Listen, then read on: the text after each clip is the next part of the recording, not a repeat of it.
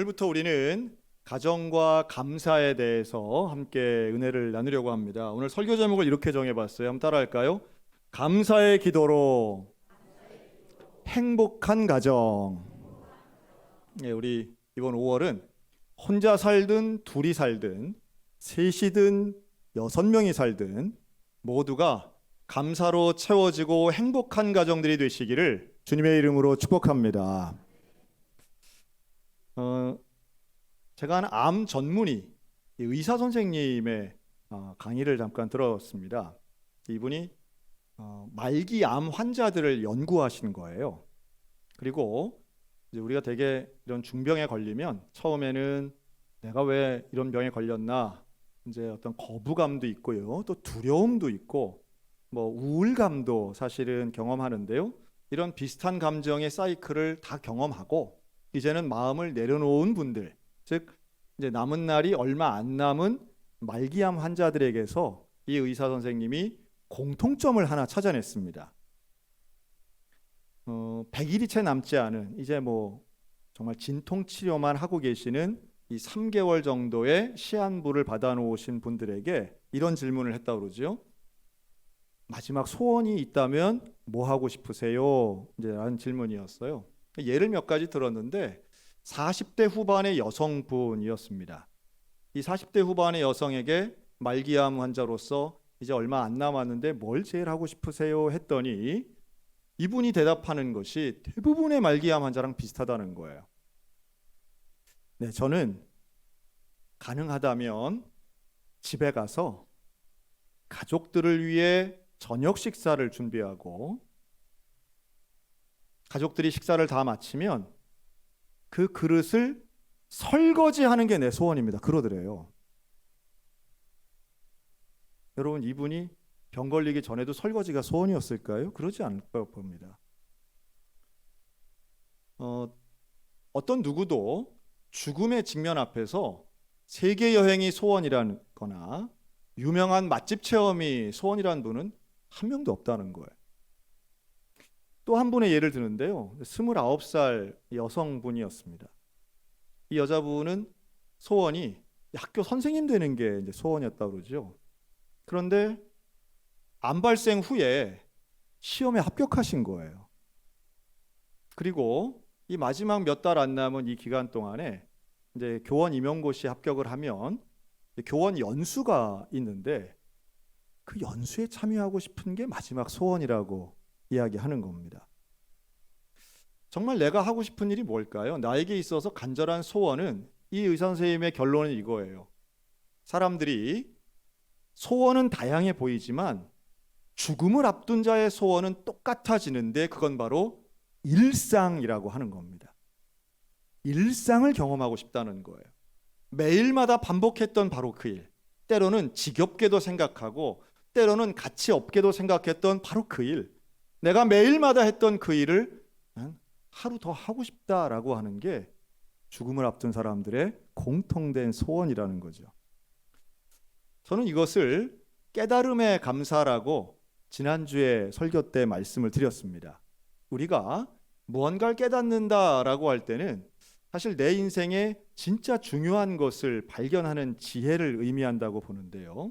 이러한 진짜 중요한 내 삶에 있어서 참으로 감사의 제목이 사실은 매일의 일상임을 깨닫는 것은 얼마나 소중한 일인지 몰라요.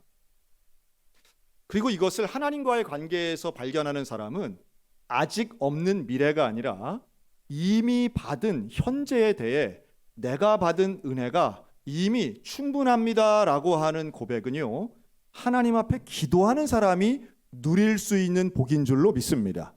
그리고 그것을 오늘 본문은 참 재미있는 표현을 쓰는데요. 기도가 감사로 놀랍게 채워진다라고 하는 말씀을 써요. 감사의 기도로 채워지고 감사의 기도로 놀랍게 인도함을 받는 것. 그러니까 기도와 감사가 이렇게 결합이 되어서 깨어있다라고 하는 표현을 씁니다. 감사함으로 기도에 깨어있다. 저는 이렇게 들려요. 우리의 기도가 감사로 시작하고 감사로 채워지면 이 땅에서 우리는 다른 것에 신경 팔리지 않고 깨어 있는 삶을 살게 될 줄로 믿습니다. 다시 말해 범사에 감사할 수 있는 것은 하나님 앞에 기도하는 사람들이 누리는 행복이라고 하는 거죠. 여러분, 하나님 앞에 기도하면요, 그리고 기도할 때 다른 것보다 감사합니다라고 하는 기도를 계속해서 깊이 있게 해나가면 예수님께로 집중하게 됩니다. 왜요? 나의 모든 것을 주신 분이 예수 그리스도이시기 때문이죠. 그리고 그 예수 그리스도 앞에 집중하면 복음이 나를 충만하게 행복하게 만들어요. 이것은 나를 기분을 속이는 행위가 아니라 진짜 내 인생의 본질을 발견하는 일입니다. 여러분, 우리 모두에게 기도를 통하여 감사로 깨어있는 충만함을 누리는 믿음의 개인과 가정들이 되시기를 주님의 이름으로 축원합니다. 그런데 이 골로새서는요, 골로새 교인들에게 보낸 편지이기도 하지만 또 하나 우리의 삶의 이 근본적인 일들을 가지고 우리가 누구를 대해야 되는가에 대해서 내용이 기록됩니다. 누구를 대하느냐 하면 복음이 필요한 사람들, 즉 불신자들, 교회 밖에 있는 사람들, 이들을 외인이라는 표현을 쓰는데, 이 외인들이 복음으로 변화되어 구원받게 하는 것, 우린 그걸 전도라고 하잖아요. 그런데 전도를 어떻게 하면 전도가 되겠는가라고 할 때 우리끼리는, 즉 교인들끼리는 서로 사랑하는 거예요. 그리고 꼭 외인이 교회 밖에, 가정 밖에만 있는 게 아니라 한 가정 안에 있어도 혹은 예배당 안에 있어도 예수를 믿지 못하면 그건 외인이라고 할 수 있겠죠. 우리 특별히 가정 안에는 아직 복음을 받아들이지 않은 불신 가족들이 있습니다. 근데 이러한 가족에게 복음을 전하고 또 우리 이웃에게 전도하기 위해서 우리가 해야 할 참 중요한 습관이 하나 있는데 그게 바로 언어의 습관입니다. 6절에 보면요, 우리가 말을 하는데 어떻게 말을 해야 되느냐 하면 음식에 맛을 내기 위해 소금을 넣는 것처럼 그렇게 말을 해야 된다는 거예요. 뭔지 감은 좀 와요. 여러분, 인류는 음식을 먹는 행위를 수천 년간 하면서 음식의 맛을 내기 위해서 넣은 조미료, 가장 이 오래된 조미료, 향을 내는 후추와 맛을 내는 소금이 있습니다. 물론 매운맛을 내는 것도 있긴 한데 그건 통점이라고 해서 조금 다르죠. 그래서 실제로는 우리가 지금도 음식을 할 때 소금과 설탕이 대개 특정한 음식의 맛을 내게 합니다. 그런데 우리의 경험을 보면 소금 많이 넣으면 맛이 있어요, 없어요? 되게 맛있게 느끼는 거죠. 너무 많이 먹지는 마시기 바랍니다. 소금 많이 넣으면 맛있게 느껴지는 거죠. 그런 것처럼 우리 인생에 있어서 인간 관계가 사실은 맛있는 관계처럼 좋은 언어로 말이 통해야 행복할 수 있습니다. 여러분, 말이 통하는 사람과 우리는 친밀한 관계를 가져요. 근데 말이 통하지 않으면 불편한 관계를 가집니다. 답답한 관계를 갖게 돼요. 하나님과도 마찬가지예요. 감사의 기도로 채워지고 깨어있는 사람은 하나님과의 관계가 형통합니다. 순적한 거예요. 하나님과 말이 통하는 거예요. 인간관계도 마찬가지입니다. 인간관계도 말이 통하면 우리가 얼마나 좋은 기분을 느끼는지 몰라요. 특별히 가정 안에서 또 교회 안에서 말이 통하는 좋은 관계로 행복을 누리는 저와 여러분들 되시기를 주의 이름으로 축원합니다. 그래서 요거를 한 문장으로 제가 한번 이렇게 정리를 해봤어요. 한번 따라하시기 바랍니다. 감사의 기도로 깨어있고 감사의 언어로 행복하자. 하나님 앞에 쓰는 감사의 언어가 기도가 돼요. 그러면 세상에 있는 것에 유혹에 빠지지 않고 깨어있는 영성을 갖게 되고요. 다른 것 가지고 휩쓸리지 않는 거죠. 인간끼리의, 사람끼리의 대화에서는 감사의 언어를 쓰면 사실은 놀랍도록 행복감을 느끼게 됩니다. 가정 안에서도 그렇죠. 불평, 불만, 저주, 원망이 어떻게 행복하게 되겠어요. 그러나 서로 간에 고마움을 가지고 감사하다 말하는 순간 우리는 감격하게 되는 겁니다. 만약 제가 늘 얘기하지만 부모님 감동시키는 게 제일 쉽다고 그러죠. 세상에서. 뭐라고 하면 감동받으세요? 고맙습니다. 사랑합니다. 생각만 해도 감동적이잖아요. 자녀가 와서 아버지 존경합니다. 어머니 사랑합니다. 이러면 그냥 뭐 아무것도 없어도 뭐 말로만 하냐 뭐 이럴 수는 있어도 그래도 우리의 마음은 부모님의 마음은 되게 감동스러운 거예요. 제가 최근에 한 심리학자가 쓴 글에서 나오는 내용인데요. 2024년, 2020년대를 살아가는 대한민국 가정에서 사실 지금 우리 대한민국은 가정의 형태가 많이 달라졌습니다. 물론 지난 수천 년간 인류는 계속해서 가정의 형태를 변화시켜 왔는데 최근의 가정의 형태는 참 급변하고 있죠. 그래서 2050년이 되면 대한민국 인구는 절반 이상이 60세 이상이 될 거라고 봐요. 또 현재도 마찬가지지만 1인 가구가 제일 많습니다. 가구 형태. 이게 가족의 분화라고 하는데요. 앞으로도 1인 가구가 제일 많아질 거라고 그러죠. 그래서 주택 소비도 어느 정도까지는 계속 늘어나지만 2050년이 되면 주택 소비 자체도 전부 다 자기 사는 곳에 하나가씩이 되니까 집이 많이 빌 거라고 예상하더라고요. 근데 어쨌든 1인 가구든 2인 가구든 사람들이 살면서 우리가 생각하는 부모와 자녀가 있는 가정을 한번 생각해 보세요. 미성년 자녀와 함께 살고 있는 가정을 이렇게 생각해 보면 여러분 어떤 가정의 행복도가 높을까요?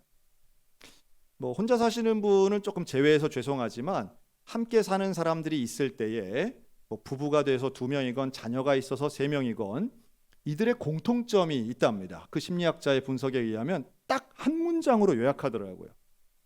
행복도가 높은 가정에 대한민국에서 빠지지 않는 공통점이 하나 있는데 그게 바로 화내지 않는 아버지래요. 화내지 않는 아버지. 좀 당혹스럽죠? 제가 그걸 보고 공감이 되면서도 그러면 화내는 엄마는 어떻게 되는 거야? 하는 질문이 바로 나오더라고요. 놀랍게도 가족의 행복도에 가장 큰 영향을 미치고 있는 사람, 뒤집어 생각하면 가족의 불행도에 가장 큰 영향을 미치고 있는 사람이 아버지라는 거예요.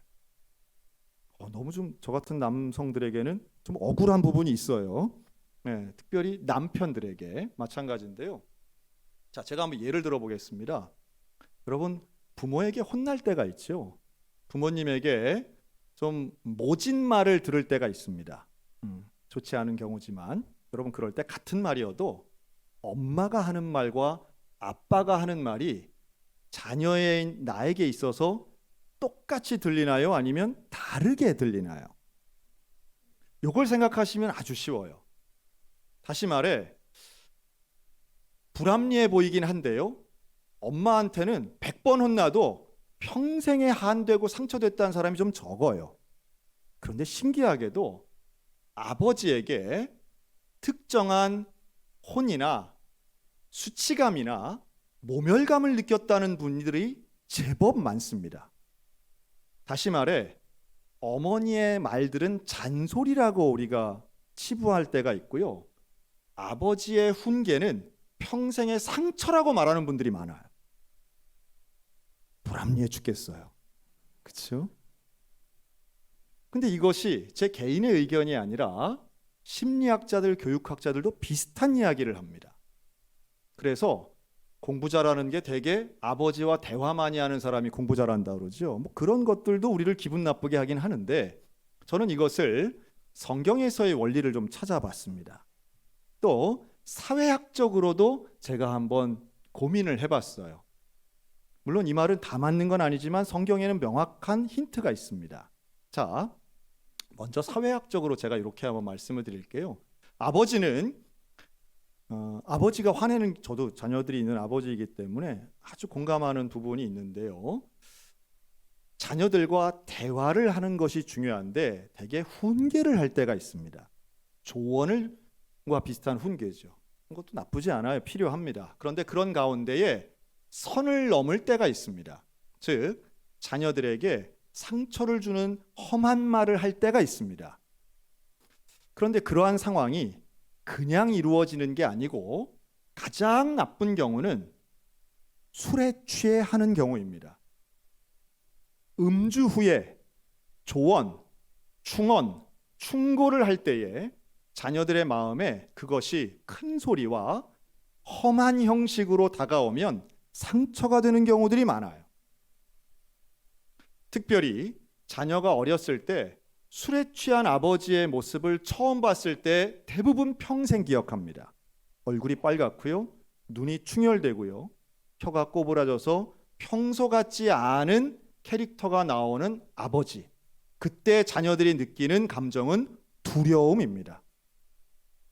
그 두려움에서 아버지의 이면을 보게 될 때에 우리 아버지가 이런 면이 있네 라고 하는 충격을 받게 되는데요, 그것은 나중에 좋은 이야기를 할 때에도 의심하는 이유가 된다고 합니다. 그리고 그럴 때에 폭력성이 나오는 것은 더 최악인 것이죠. 물론 이것은 일반적인 이야기입니다. 당연히 술 취해서 폭력적으로 하는 일들 당연히 다 안 좋다고 이야기합니다. 여러분, 자녀가 어리다면 가능하면 술 마시지 마시기를 권면합니다. 할 수 있다면 술 취한 모습을 절대로 보여주시지 마시기 바랍니다. 그것은 자녀의 정서와 부모와의 관계를 해치는 첩경이 되기 때문이에요. 그건 일반적인 이야기예요.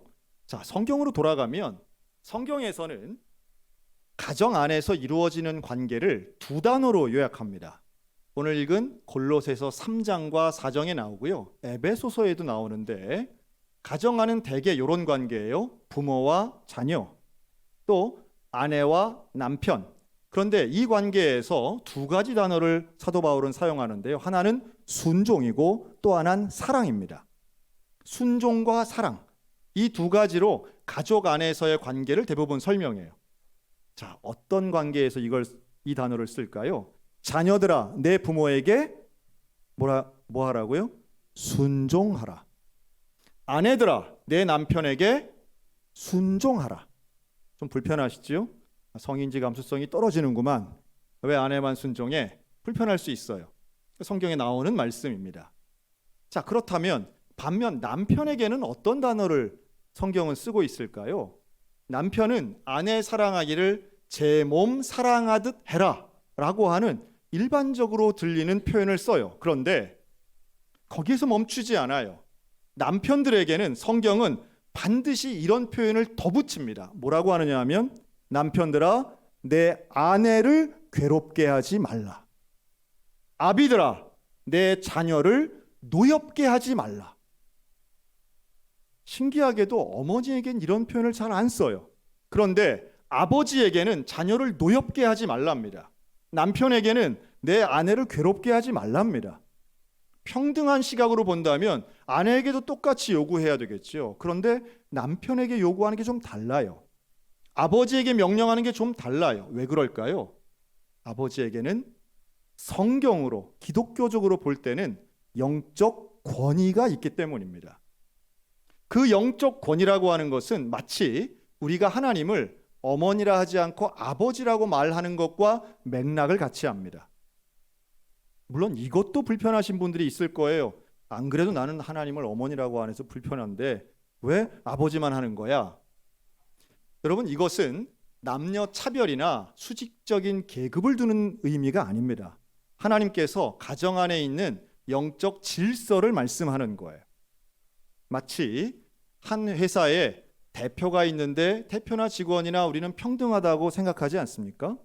또 대통령이나 혹은 백성이 다 동등하다. 아니, 대통령은 백성의 종이야. 그렇지만 대표가 있는 것을 부정할 수도 없는 것입니다. 가정 안에서 가장으로서의 대표성을 이 아버지에게 주는 것, 이거 하나님의 창조 원리라고 성경은 말씀하는 거예요. 그리고 그 영적 권위자가 주고 있는 잘못된 말이나 메시지는 더 큰 상처가 된다라고 하는 것입니다. 여러분, 이건 신앙과는 상관없이 하나님 만드신 창조 원리 안에서 아비가, 남편이 정말 조심해야 될 부분입니다. 우리는 말 한마디를 하더라도 내 말 한마디가, 나의 험한 말이, 내 기분과 감정에 따라서 했던 뱉은 말이 내 자녀에게는 큰 상처가 될 수 있는 영적 권위가 있음을 기억하시기 바라요. 근데 이 영적 권위를 걷어낸다 할지라도 지금의 교육학자들은, 지금의 심리학자들은 결국은 아버지가 상처 주지 않는 가정이, 아버지가 부드럽고 친절한 가정이 더 행복하다라고 하는 사회학적 결론을 내리고 있는 거예요. 여러분, 오늘 우리들이 본다면, 성경에서 본다면 자녀를 노엽게 하지 않는 아비, 아내를 괴롭게 하지 않는 남편, 즉 하나님과 같은, 예수님 같은 신랑과 하나님 같은 아버지가 될 때에 그 가정이 행복할 수밖에 없는 거죠. 놀랍게도 사도 바울은 그 가정의 범주를 더욱 넓힙니다. 아까 말씀드린 것처럼 지금 가정의 형태가 많이 달라졌어요. 그리고 꼭 결혼이 아니라 동거인도 한 가족이다라고 하는 생각, 또 느슨한 연대를 통해서 가족의 의미를 폭넓게 해석하고 있는 것이 지금의 시대 상황입니다. 그런데 사도 바울이 뭐라고 하느냐 하면 남편과 아내, 자녀와 부모뿐 아니라 종과 상전에 대해서도 말씀하고 있어요. 종과 상전. 종들에게 말합니다. 너희가 상전을 대할 때 마음으로 하나님을 대하듯 해야 돼. 그냥 가려서 하는 척만 해서는 안 돼 라고 말하죠. 이게 얼마나 놀라운 얘기인지 몰라요. 상전들에게도 똑같이 요구합니다. 종이라고 너희 함부로 대하면 안 된다. 불의하게 대하면 안 된다. 이 말은 한 울타리 안에 살고 있는 가족이 다 가족이라는 거예요. 종을 가족이라고 생각하는 당시의 주인은 아무도 없었던 시절이에요. 그런데 사도 바울이 이야기하는 것은 모두가 한 가족처럼 서로를 존중하고 서로를 사랑하고 서로 간에 희생하며 감사의 언어를 가지고 서로 섬길 때에, 그때야 비로소 외인들도 주님 앞으로 나온다고 말씀하는 거예요. 여러분, 우리 믿음의 가정들이 하나님 앞에 감사의 언어로 행복해지기 시작하면 가족들도, 복음 밖에 있는 가족도 주님 앞으로 돌아오는 역사가 일어나게 될 줄로 믿습니다. 또 우리 교회가 서로 간에 감사의 언어를 가지고 행복한 공동체가 되면요, 복음 밖에, 교회 밖에 있는 외인들도 주님께로 나올 수밖에 없는 거예요. 근데 예수를 믿는다고 하면서 불행하게 살고 불평하며 살고 서로 간에 저주하며 산다면, 감사의 언어가 아니라 저주의 언어를 입에 달고 산다면 어떻게 전도가 될 수 있겠습니까?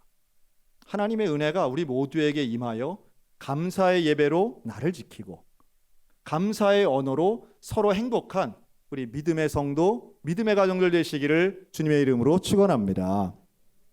여러분, 저는 확신이 있습니다. 이렇게 감사의 언어로 기록하고 또 고백하고 나누면 개인도 행복해지고요, 가정 안에 분명히 역사가 일어납니다. 행복한 가정 무슨 다른데 하늘에 뚝 떨어지는 게 아니에요. 우리의 언어가 감사가 시작되면요, 충만해집니다.